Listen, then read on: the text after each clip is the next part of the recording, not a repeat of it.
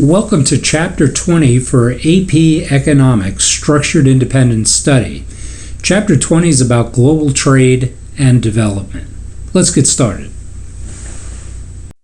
We have a lot to cover in this chapter, and here's what we'll be looking at. We'll be looking at why nations trade to begin with. We'll also look at the types of trade, what trade barriers are, and what purpose might they have. How do we measure trade? Trends in the global trading environment, and characteristics of developed and underdeveloped nations and issues in overall global development. Let's start by taking a look at the overall aspects of global trade. Here's a perspective on global trade that you may not have heard about. I find that it's interesting to note that global trade is conducted in essentially a free market type of economy. Why? After all, there's no global government. So let's take a look at why do nations trade? And we can really boil it down to four factors. Here's the first. To resolve unequal distribution of the factors of production. The second, to provide for its society. Third, to create new markets for products or services to drive growth. These first three are very, very practical explanations. And fourth, to maximize efficiency by specialization. And speaking of specialization, I'm going to bring you all the way back to Chapter 2 just for a moment here to consider this. Why do nations look to specialize? Well, they're doing it to obtain a comparative advantage in trading. And what's the comparative advantage? It's to a lower opportunity cost in producing a certain good. And remember, too, that this is true even if a country has an absolute advantage, and that's when it can produce a good at a lower cost than another nation. Because global trade is such a significant portion of this chapter, we have to reintroduce a concept that is absolutely critical to trade. It's a driver, and that's the concept of comparative advantage. And we first took a look at this briefly in Chapter 2. Here in this chapter, we're going to study comparative advantage in a little more depth. And in addition to that, we're going to look at what potential questions you could be confronted with on the AP exam regarding comparative advantage in trade. And speaking of that, there really are only two questions, types of questions about comparative advantage, what we classify as output and input questions. The only difference between these two is the way the question is phrased, and I'll get more into that here in a few minutes. The methodology for solving these or coming up with the answers for these problems is the same, and I'll talk more about that as well. Now, when you get a comparative advantage question on the AP exam, whether it's an output or input question, you're probably going to be asked about one or all of the following three things. And when you get a question, they're going to give you some statistics about production, and it's either going to be production by countries or by firms or by individuals, and they're going to ask you about them. And here's the three things that they could wind up asking you. One is whether any of the countries, firms, or individuals in the areas that you're looking at have an absolute advantage. A second thing would be to figure out whether any of the countries, individuals, or firms have a comparative advantage, in which case you're going to need to figure out the opportunity costs for each in terms of whatever they're producing. And the third thing then is they'd ask you, based upon what you can figure out with regard to the comparative advantage, what kind of trade should occur. So those are the three things that you can be asked. Now, let me come back to the output and input types of questions. I mentioned that the only difference between them is the way they're worded, but there's only one methodology for figuring them out. And don't let the wording throw you between the output and the input questions. What we're going to do in that one methodology is take the input questions and convert them to the way we solve the output questions. So there's really only one way to solve these, come up with the answers for these comparative advantage problems, and that's relying on our so-called output model. So speaking of that, I'm going to show you two examples to illustrate this point.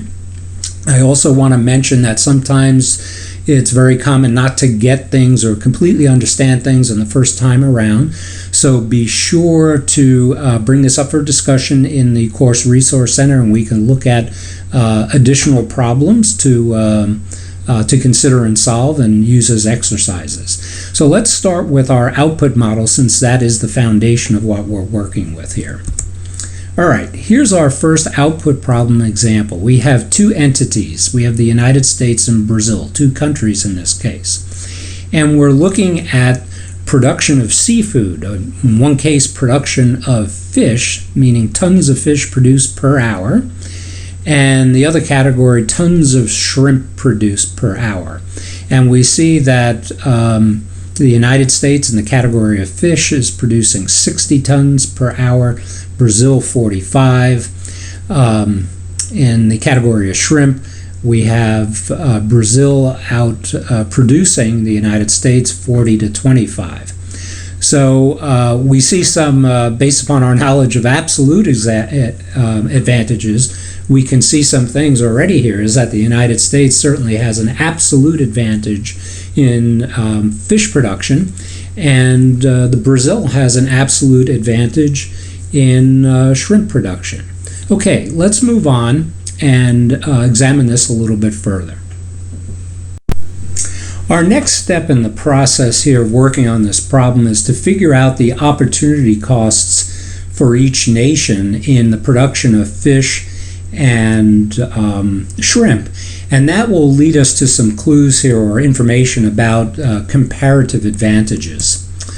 So in figuring out the opportunity costs, it looks like this. If you look at the figures on the prior chart, we have for all the measurements between the fish and the shrimp measurements for each country, the common denominator of the number 5. And oh, by the way, I should stop and say, don't worry, the College Board on the AP exam will give you generally round numbers or simpler numbers, even simpler than the ones I have here, to work with. So you should be able to figure this out without too much calculation, if you will.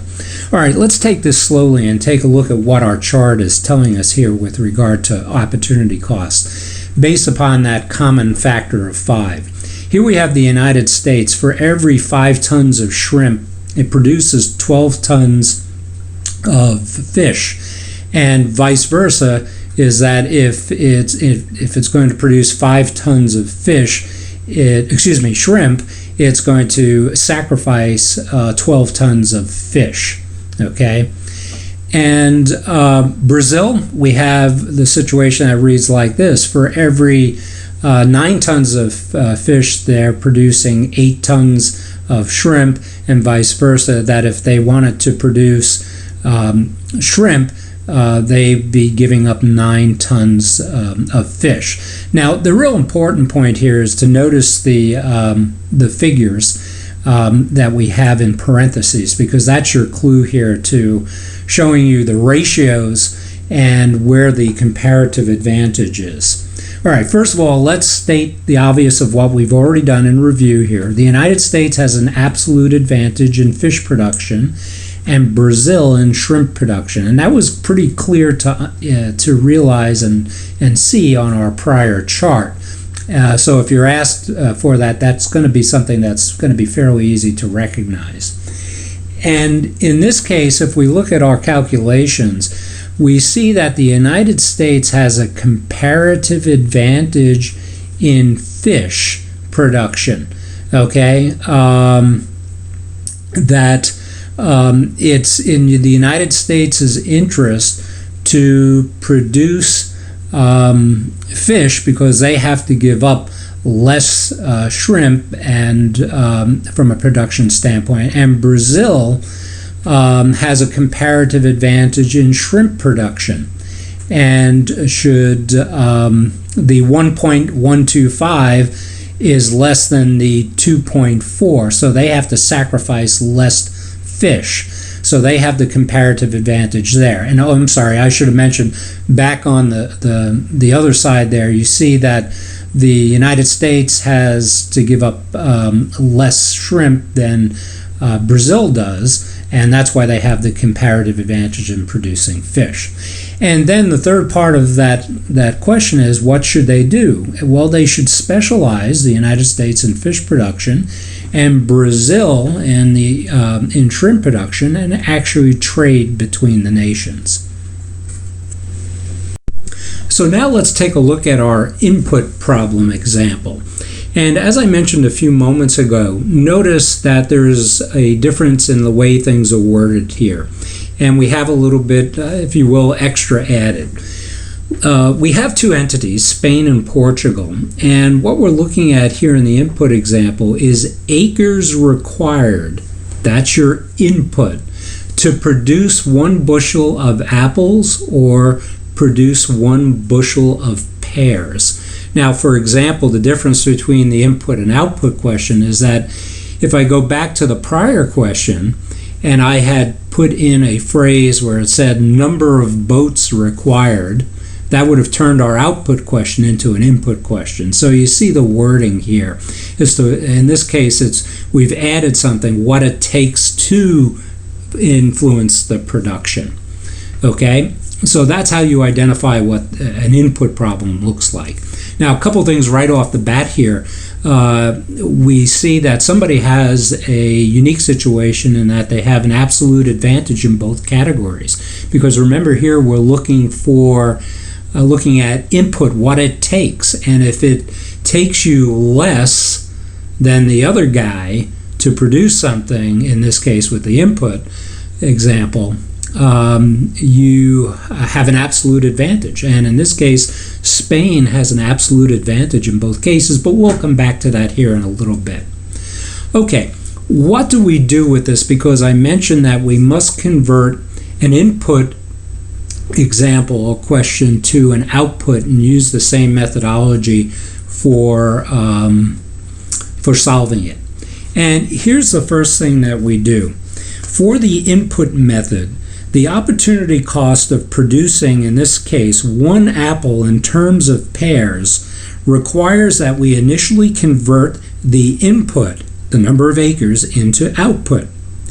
And for Spain, 5 acres equals 1 bushel of apples. Therefore, 1 acre equals 1/5 a bushel of apples, or 20% of a bushel of apples. Also, 2 acres equals 1 bushel of pears. So therefore, 1 acre equals 50% of a bushel of pears, or 1/2. Now you can use the same method as for the output method of 1/5 of a bushel of apples is equal to 1/2 bushel of pears. Therefore, the 1 bushel of apples is equal to a ratio of 5 to 2 in the bushel of pears. Likewise, 1 pear is equal to 2/5 of a bushel of apples.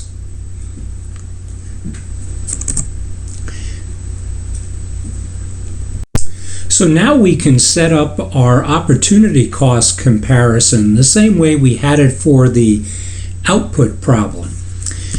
And we know that Spain has an absolute advantage in both pear and apple production. However, Spain has the comparative advantage in producing pears.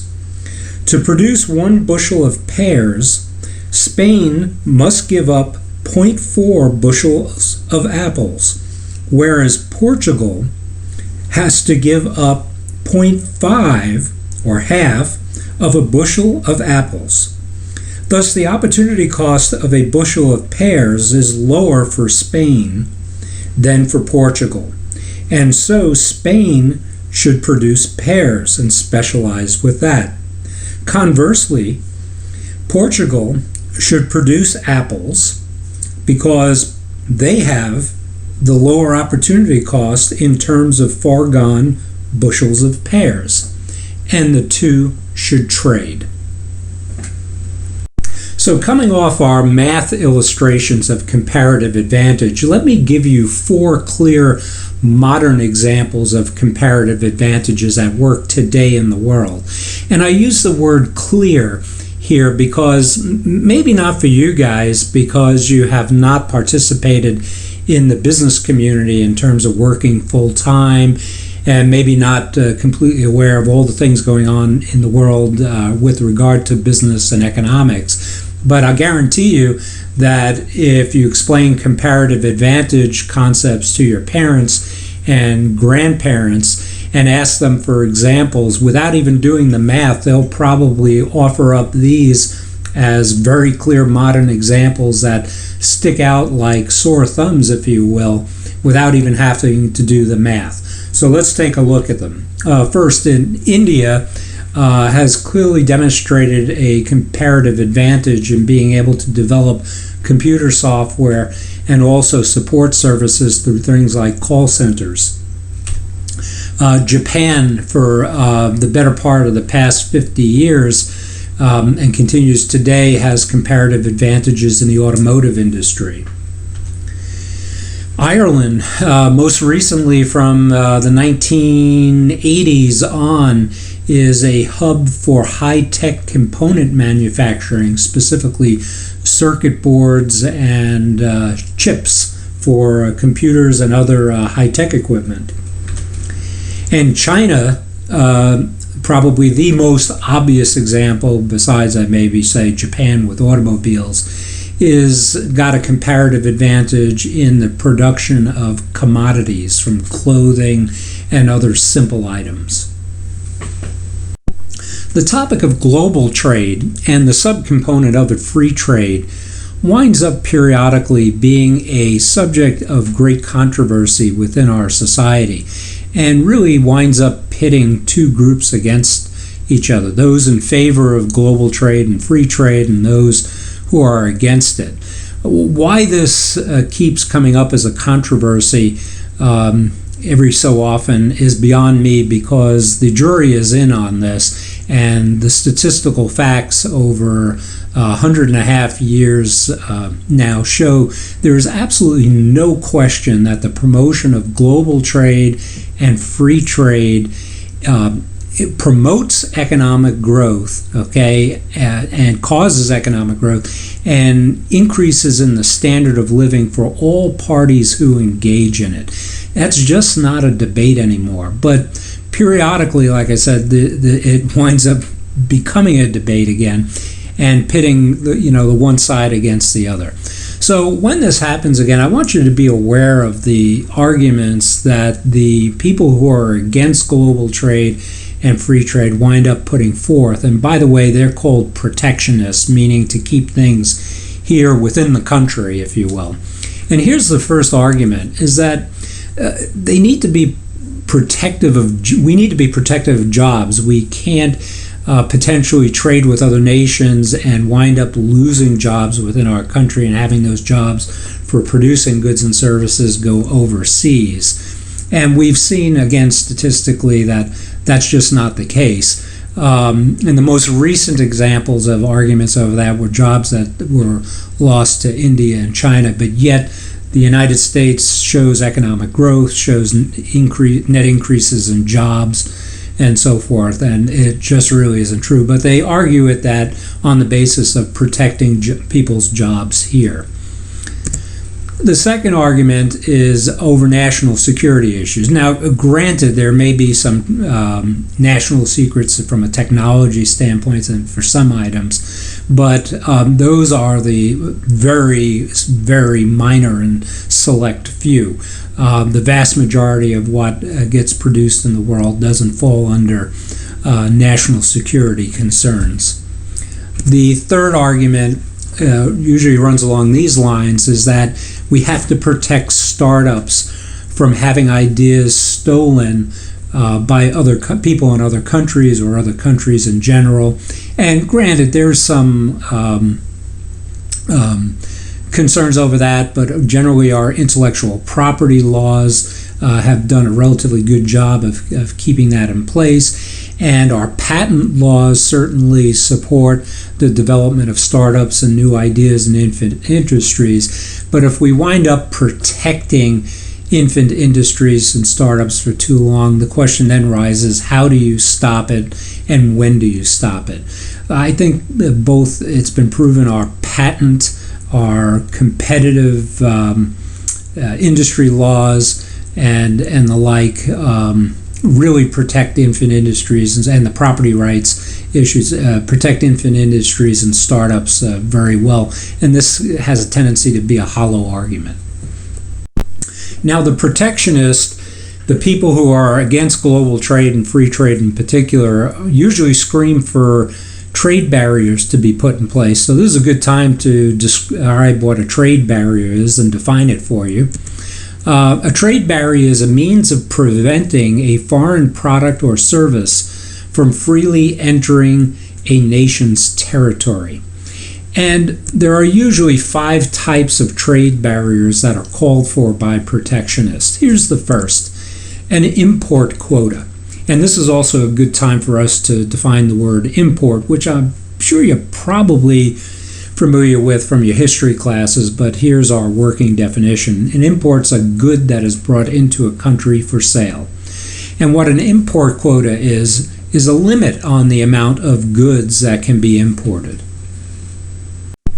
The second type of trade barrier I'd like to talk about is a voluntary export restraint. This is when a nation imposes a limitation on itself on the number of products that they export to another country for sale. And this is also a good time to define the word exported, meaning products that are sent to another country for sale. And voluntary export restraints are usually imposed upon oneself or a country to avoid conflicts with another country.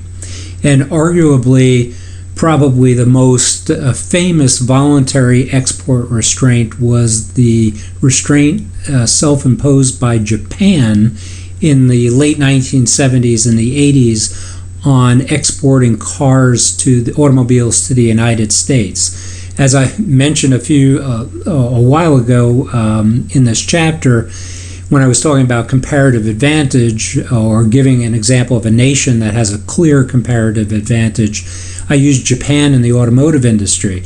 Japan, by the middle of the 1900s, had such a comparative advantage in production of automobiles, and quite frankly, they still do today, that they are truly a low-cost producer.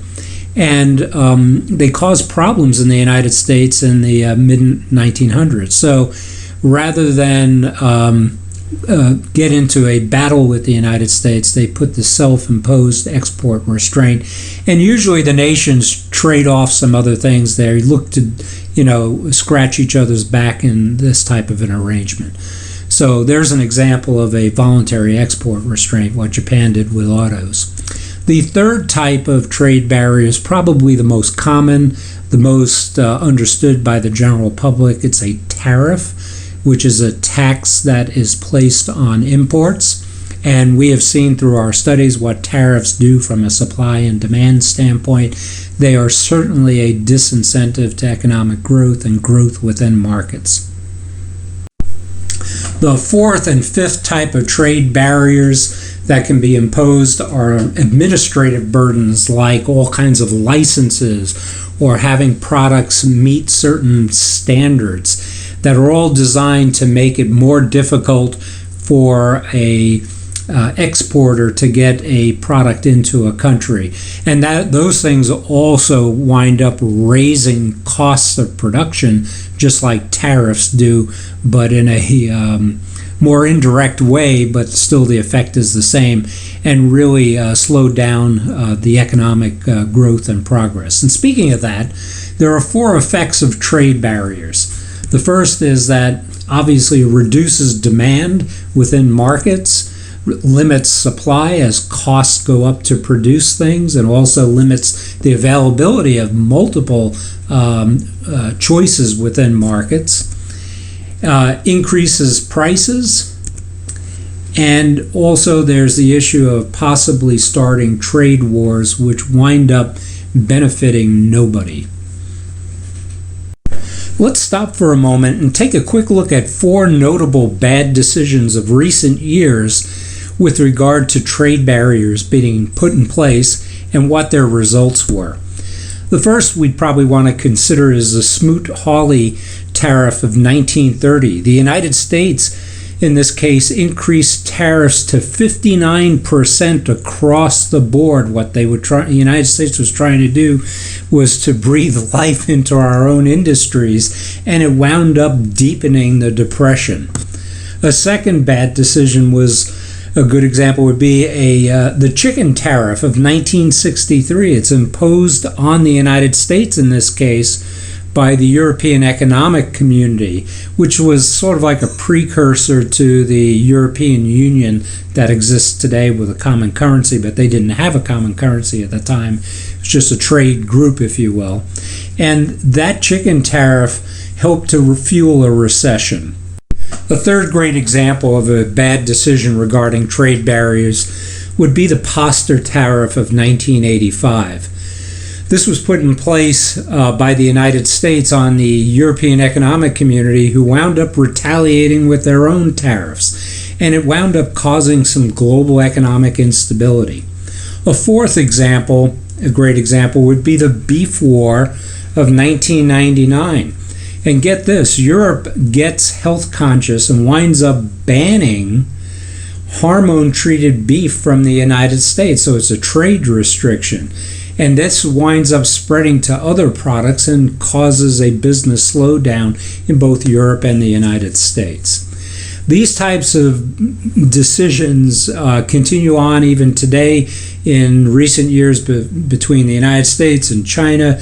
One of the most recent ones come to mind is the United States putting a tariff restriction on Chinese exports into the United States of solar panels, as an example. So there's a whole host of examples of bad decisions regarding trade barriers.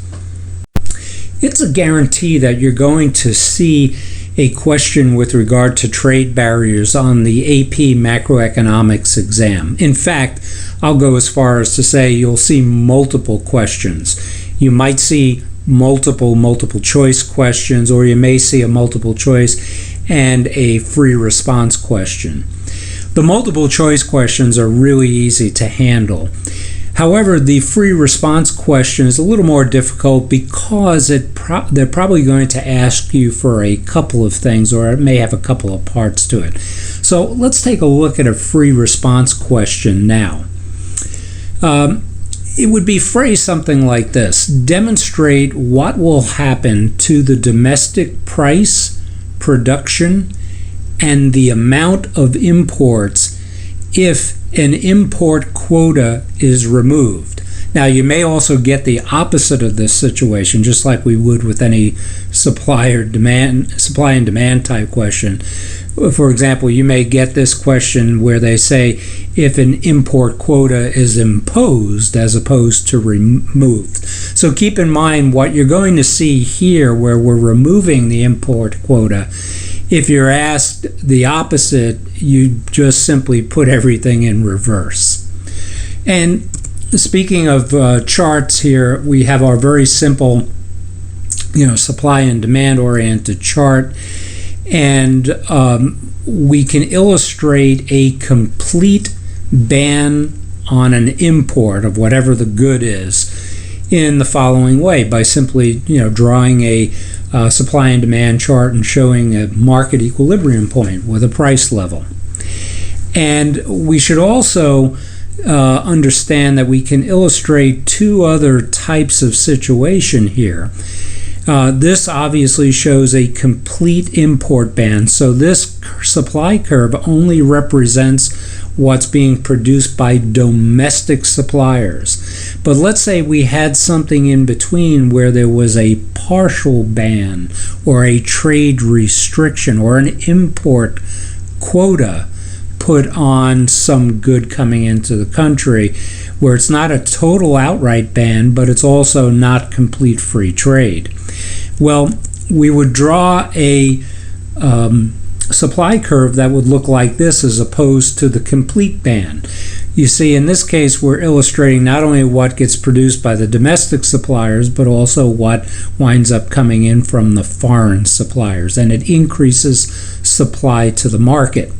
But what this does is, with this type of situation where you have a supply, where you have an import quota, where you're allowing some imports, it's almost having the same effect on domestic suppliers that a price ceiling would have, as a result of increasing supply in the market and reducing price. And what winds up happening, because of the competition that comes in and the greater supply lowering the price, the domestic suppliers actually cut back on production as they would in the case with a price ceiling. So that's an interesting situation. Now, here we've shown a complete import ban.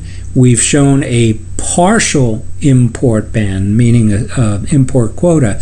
But what would a free trade situation where the import quota is completely removed, like they've asked for in the question? Well, we simply move our supply curve further to the right, and this is what the domestic market for the good would look like with a complete free trade situation. We're now going to move on to take a look at how trade is measured. And the first aspect of this that we're going to look at is the flow of goods. Okay, later on we're going to look at how trade is measured from the perspective of the flow of capital. Okay, but we'll get there in a few minutes. First, we'll start with some fundamental or foundational concepts with regard to the flow of goods. And this relates more directly to imports and exports of physical goods. And there are three fundamental or key concepts. Here's the first one. You'll hear people talk about the balance of trade. And this is the relationship between a nation's exports and imports. As subsets of the balance of trade, there are two other concepts you'll hear people talk about. They'll mention potentially a trade surplus. And what a trade surplus is the result of a nation exporting more than it imports. And the other side of the coin, you'll hear people mention a trade deficit. And what a deficit is the result of a nation doing the opposite, importing more than it exports.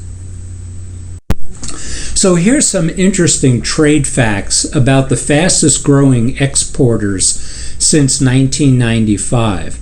These are the countries that have taken advantage of that period between the late 1980s to the early 2000s, that period of time in which we saw an explosion in global trade that was fueled by the information revolution and led us through that period of the greatest expansion of global trade and business that has ever been seen in human history, and also the period of time where the standard of living globally has been rising the fastest. So some of these are quite remarkable. China at 21% growth in exports, Mexico at 15%, Brazil growing at 11%, the United States at 10%, and Ireland at 8%. And what's interesting about these, if you particularly look at China and the United States, they're two of the largest economies in the world. As a matter of fact, they are now the top two largest economies in the world, with China having recently eclipsed Japan. But and they can still grow. They're still growing at quite remarkable rates in terms of exports. Mexico, Brazil, and Ireland obviously have much smaller economies, And not that they're not doing well, they are, but it's really remarkable how China and the United States keep pumping out the exports. And now here's some quick facts on the other side. The fastest growing importer since 1995. During that same expansion period, we see some of the up and coming new emerging economies here as they're becoming more wealthy. The standard of living is rising and people have more disposable income. Mexico has been growing at 23% in terms of imports, Brazil at 15%, Canada at 15%. Poland at 13% coming out of the shadow of its years under communist domination, Taiwan at 12%, and Russia at 11% growth. And since we're talking about imports and exports, let's stop for a moment and drill down a little bit deeper into the profile of the United States in this area. And the United States has enormous trade strength, and it could really be summarized in the following three facts. The first one is absolutely amazing. The United States has less than 5% of the population, but produces 20% of the world's output. That is absolutely remarkable. But on the other side of the coin, what's also remarkable and a thing to think about for the future, China, with the enormous percentage of the world's population, is just beginning to embrace and flex its muscles in terms of capitalism. And just think of what China is in the next century is going to, and beyond, going to be able to produce based upon the amount of human capital that it has. It will be absolutely remarkable to watch. Second thing is the United States is still the largest importer at $2 trillion a year. Now, they didn't show up on the growth list for imports, but it's awfully tough to grow that in a significant manner. But still running at over $2 trillion a year is quite remarkable. It's 14% of the world's total imports come into the United States. On the other side, the United States is the third largest exporter in the world at $1.2 trillion going out. So yes, we are running a trade deficit because we import more than we export. But look at that export number as well. It's 8% of the world's total.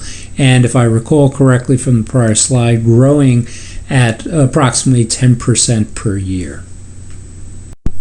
The three facts about United States trade that we just looked at naturally leads us to the following questions, which are, well, what does the United States import and what does it export? And there's actually some interesting things when we take a look at what the top five in each category are. In that you'll see in broad categories, we're actually importing and exporting a lot of goods in the same types of industries. And here I'll show you what I mean. Here are the top five import categories for the United States. We import a lot of vehicles, naturally a lot of oil, electrical machinery, information technology equipment. Now keep an eye on that one because just as we're importing a lot, you're going to find that we also export a lot of information technology equipment.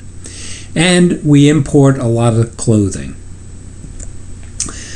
How about the top five exports? Well, chemicals leads the list.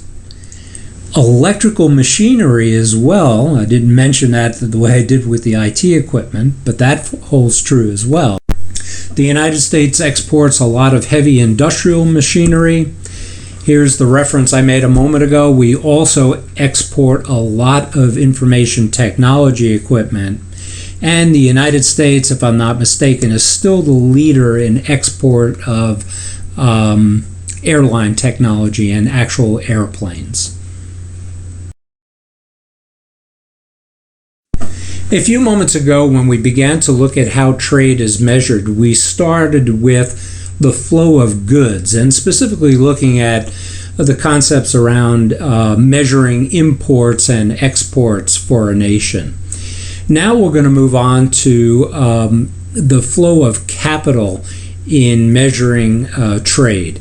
And with regard to the flow of capital, there are also, just like with the flow of goods, three fundamental or foundational concepts.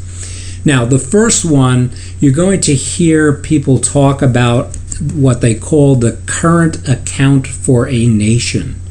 And what the current account is the sum of three things. First, the sum of the balance of trade, which is the most important part of the current account calculation, if you will. The second is net factor incomes, and what net factor incomes is counting up interest and dividends that are paid or received. And the third part of the current account is what they call net transfer payments or foreign aid that's paid out. Now, a country's current account is always expressed as a percent of gross domestic product. And there's two things to keep in mind with regard to a nation's current account. The first is that a trade surplus will increase a country's net foreign assets, and a trade deficit does the reverse. And also with regard to current accounts, it does include government and private payments. The second concept with regard to measuring the flow of capital that people talk about is net capital outflow. Now, net capital outflow is the technical term. Sometimes it's called net foreign investment. And quite frankly, I hear it referred to as net foreign investment far more often than net capital outflow. And what this is the purchase of foreign assets by domestic residents minus the purchase of domestic assets by foreigners, okay, in terms of a balance sheet. And here are two examples of increasing the United States net capital outflow or net foreign investment. And here's the first example. If somebody went and engaged in what we call direct foreign investment, where you would buy a McDonald's franchise, let's say, in the country of Saudi Arabia. That's an example of direct foreign investment and would increase United States net capital outflow. United States net capital outflow can also be increased through things such as foreign portfolio investment, where you would go and buy stock in a foreign corporation, let's say Toyota as an example. Now, the net capital outflow of the United States is balanced against foreigners doing the same types of things that I just gave you in these two examples. For example, if somebody in Saudi Arabia came into the United States and bought a McDonald's franchise here in the United States, that offsets the net capital outflow for the United States through their direct foreign investment. And the same would hold true with the example of foreign portfolio investment. If somebody from France bought stock in IBM, as an example, or Google, they would be buying stock in a United States corporation, and that would offset the United States net capital outflow as well. Now, there are three variables that can influence net capital outflow. In other words, three things that can influence investors looking to outside the United States to put their money to work.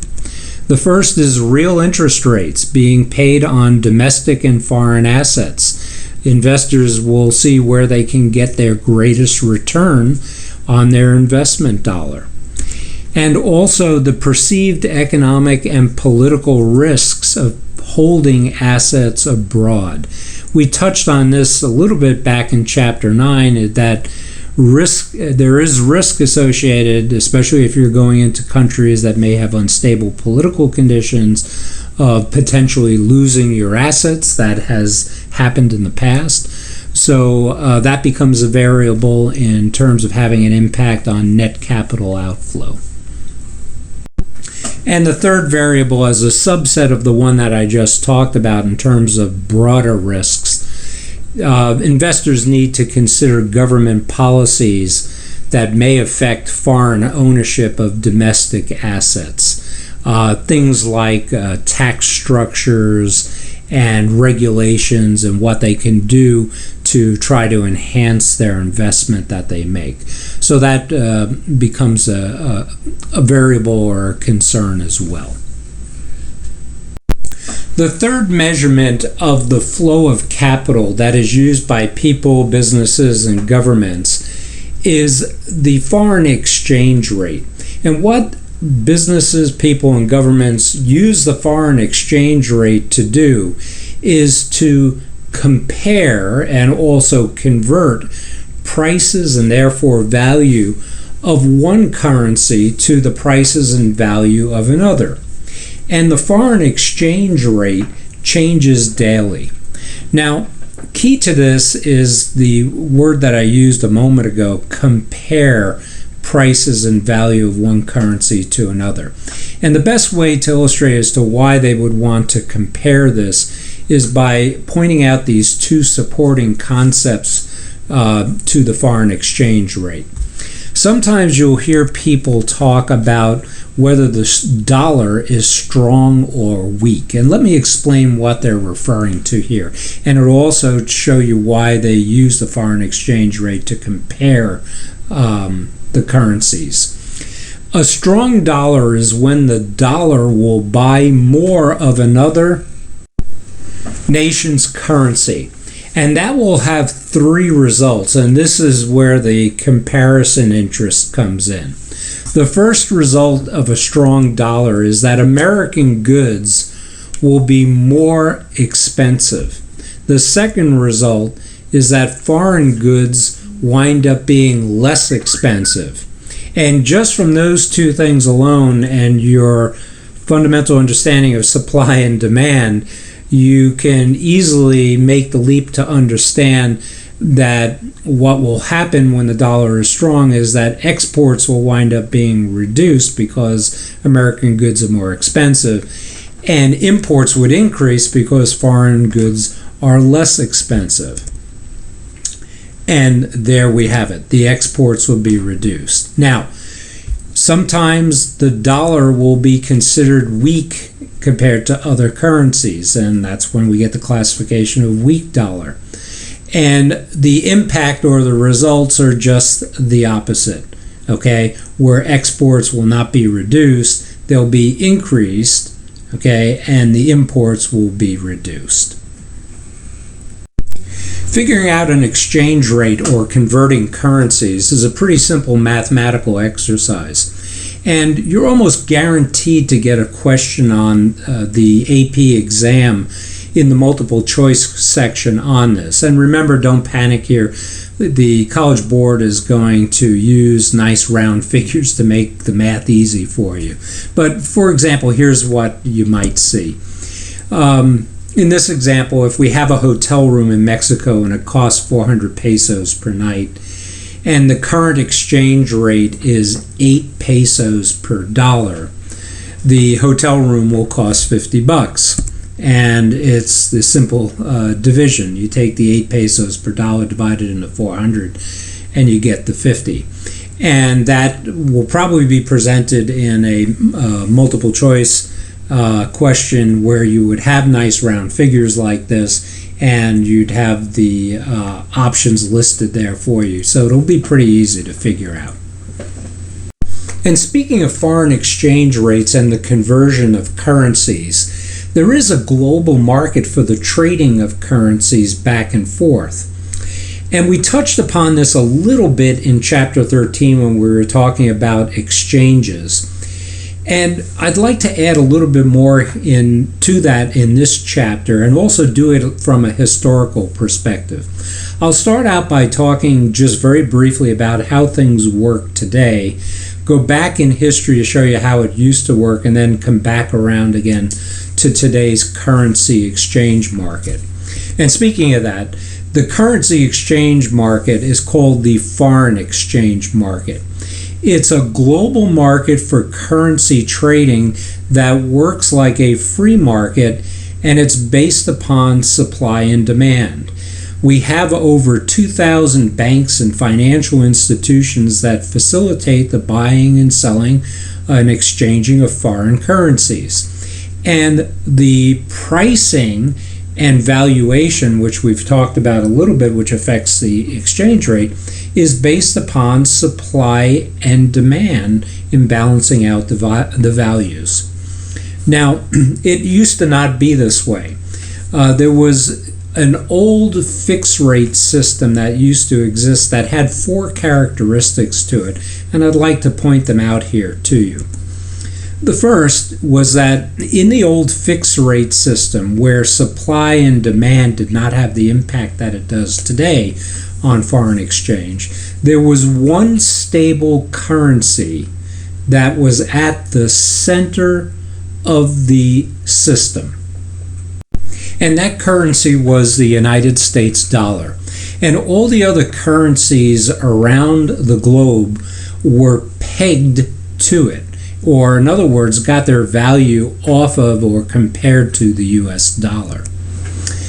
A float range for change in value of only 1 to 2% was established. So there was really no supply and demand of any great form being leveraged here. There was a narrow range in which valuation could change slightly. And then governments would step in through a foreign exchange market to maintain that float range if needed, where the governments would come in and buy currencies or sell currencies to make sure that the range was stable. The old fixed rate system was created at the Bretton Woods Global Economic Conference, or in the World War II period, and it had 2 disadvantages to it. First, it was very hard to manage because every nation had to maintain similar economic policies. And that on face value was almost ridiculous because not every country was equal or the same economically. Everything from, capital, physical capital to human capital to a whole series, natural resources, this and that. There was such differences between economic profiles of nations that having the same economic policies just didn't make sense. The second thing was that a fixed rate system is a price control. And we have seen and studied very intently the inefficiencies of price controls, and they work towards making discontinuities in markets and making life very difficult. So the fixed rate system was replaced in 1973 by the flexible rate system. And this is the system that's in place today. It's free market oriented, and the exchange rates are subject to supply and demand principles. So we've been looking at the exchange or trading of currencies, and there are 3 reasons why one country or an individual or a business would want another currency from another country. And you'll want to pay very close attention to these 3 reasons, because a question relating to this, or the actual question about what are the 3 reasons, will show up on the AP exam in either as a multiple choice question or a free response question. So here's the first of the 3 reasons. The demand for another's products. And what we mean by that, let's use a very simple illustration. The United States, or somebody in the United States, wants to buy some goods from France. Well, France, or the entity within France, needs to be paid in euros for the good. So the United States, or the person in the United States, needs to exchange their dollars for euros so that they can make the purchase. And that's why there is an exchange process of the currencies. Second, interest rates relative to another country's interest rates. If you can get a higher rate of interest returned to you by depositing your money in a French bank, to continue on the scenario of the United States and France, an investor in the United States would want to put his or her money into the French bank for the higher interest rate. But to do so, they need to take their dollars, convert it into euros, and then place it in the bank for the interest rates. Obviously, if they can't get a higher interest rate, and that's why we say relative, that type of exchange would not occur. The third reason is the price level of one country's price level relative to another's. Let me now use a simple illustration to demonstrate the flexible rate system working on the principles of supply and demand, and relate it to a situation where somebody has demand for goods in another country. So we have this example of the global bank, which is really the foreign exchange market, and I'll talk more about that here in a second. And the demand for goods in another country, we have this situation where a United States customer wants to buy pens in Germany. Now, remember what I mentioned a few moments ago, that customer has to pay for the pens in euros to whoever they're buying it from in Germany.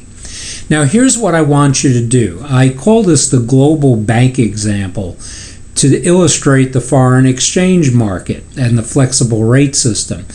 Picture in your mind as if you were standing in the middle of the Atlantic Ocean and you were the global bank. You are the foreign exchange system, and you have a customer over in the United States that wants to buy those pens in Germany. What that customer in the United States has to do is give the global bank or the foreign exchange system United States dollars to transfer into euros.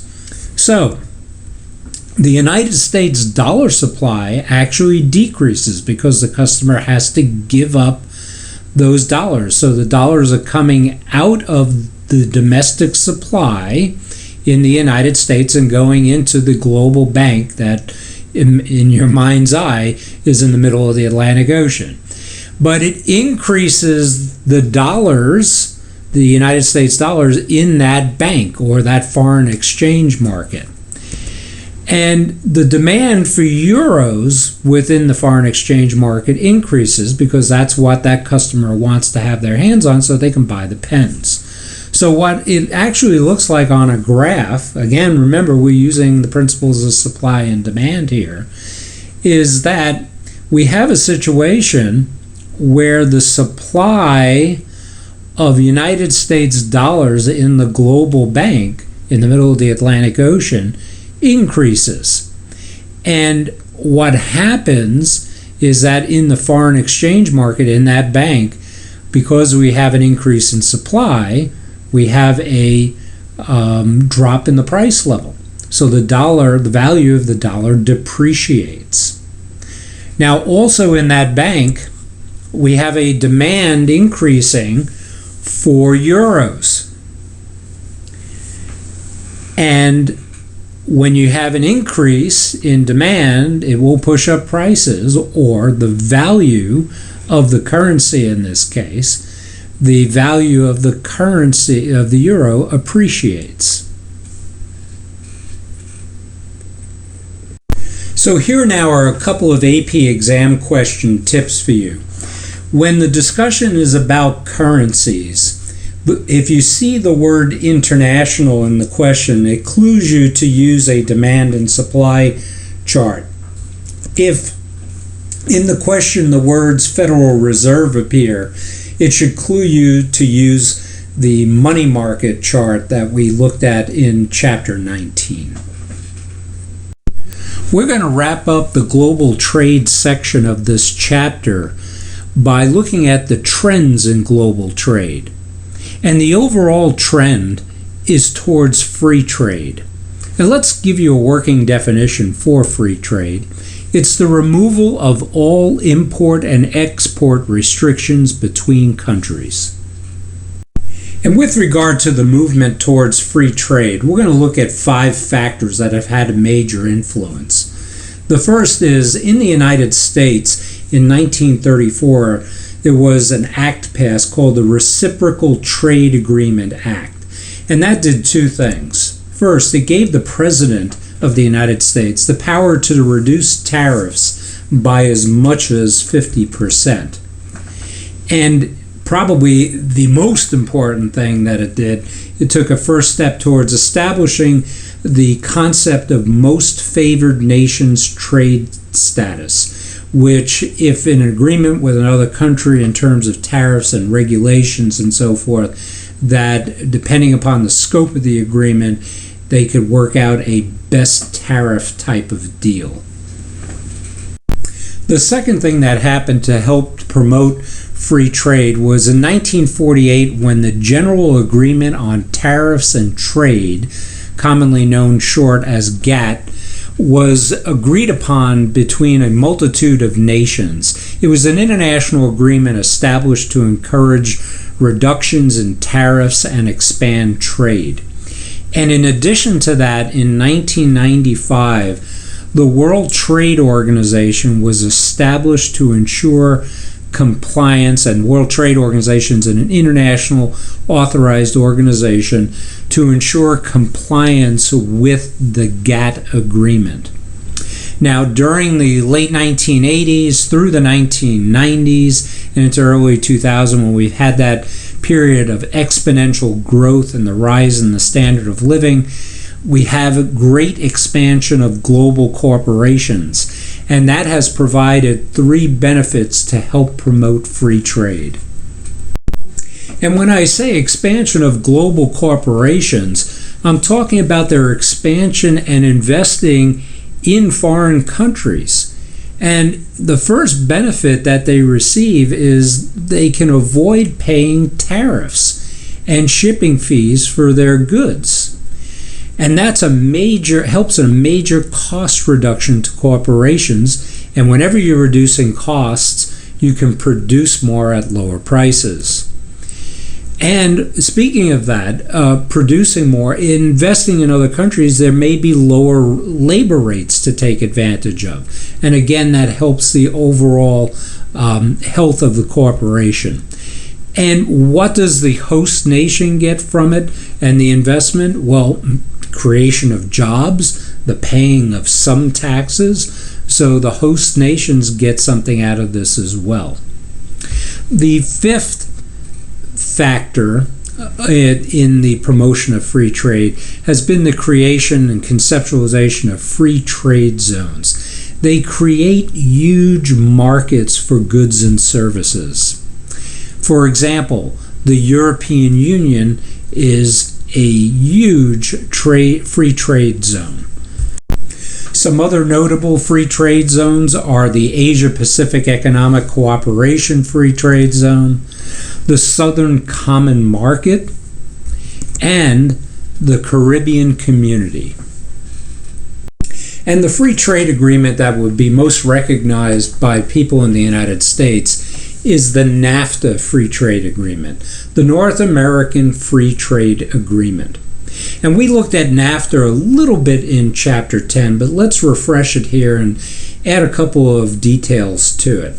I'll cover 5 facts. First, under NAFTA, under this free trade agreement, all tariffs and trade barriers were eliminated between the countries, Canada, the United States, and Mexico, by 2009. Special judges have been set up and have the authority to resolve any disputes that arise. And the agreement cannot be used to override national or state environmental, health, or safety laws. In 2008, trucks have free access to cross between the countries. And the results to date are very impressive. If we take a look back from when the Free Trade Agreement was established in 1993, only up until 2006 alone, but the benefits have gone on past there. There was a net increase in employment for each country. The USA had a 24% increase in employment. Real wages went up 19%. And annual trade between the three countries more than doubled from $306 billion to well over $700 billion. In the last section of this chapter, we're going to take a look at global development, specifically initiatives and organizations that are trying to eliminate or reduce poverty around the world and also help less developed countries increase economic growth and the standard of living. A great place to start our look at global development is with a very simple and poignant question. Why does poverty and starvation still exist? In a world of such technological advancement that we have, how could this be? How could poverty and starvation still exist? Well, there are three fundamental reasons why. And here's the first. In many countries, there's a lack of the rule of law and property rights. Secondly, abuse of power and money.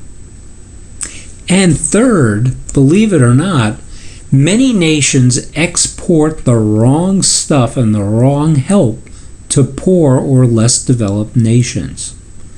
Now, these three things seem pretty simple and straightforward to answer or solve, and they are.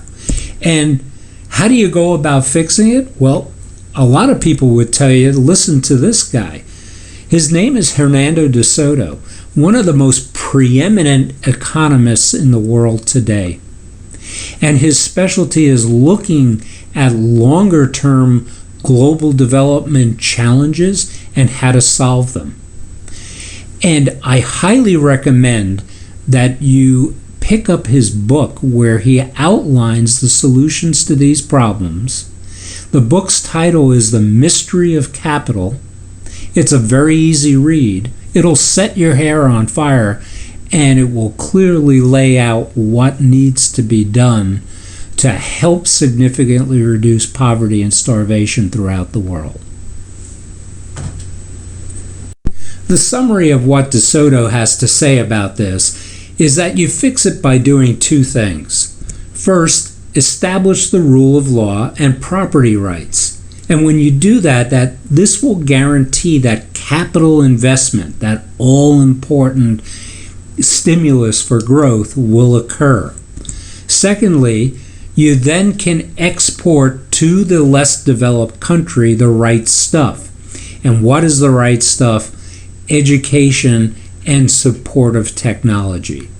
De Soto says, think of the fundamental equation. Property rights equals capital formation, which equals investment, which equals production of capital goods, and that will result in improved standard of living. And the need for development can really be boiled down to two facts. And here they are. Over 3 billion people, half of the world's population, lives in extreme poverty. The overwhelming majority of these people have no access to a free market, capitalist-based economy, which at the fundamental foundational levels they need to put in place what De Soto has said about property rights and the rule of law.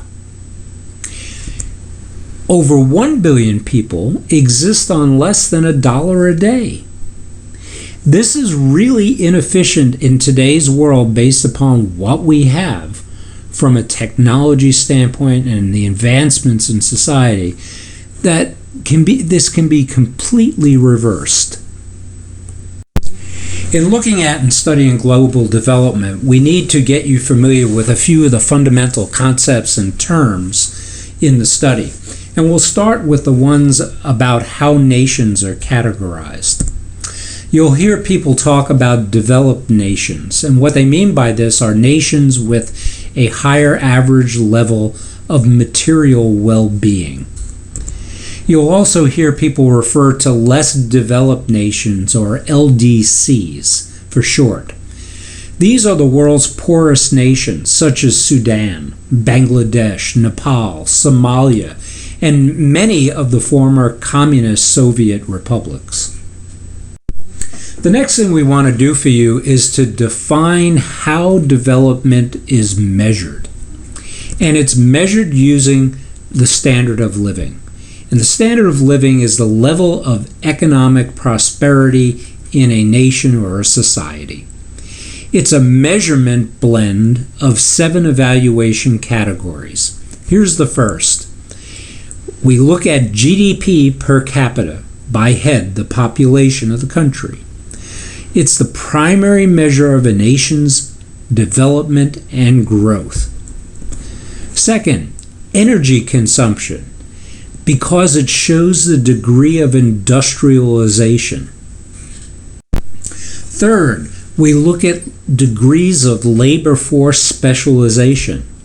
Fourth, we look at consumer goods production. How much of it is there? Fifth, literacy levels, education.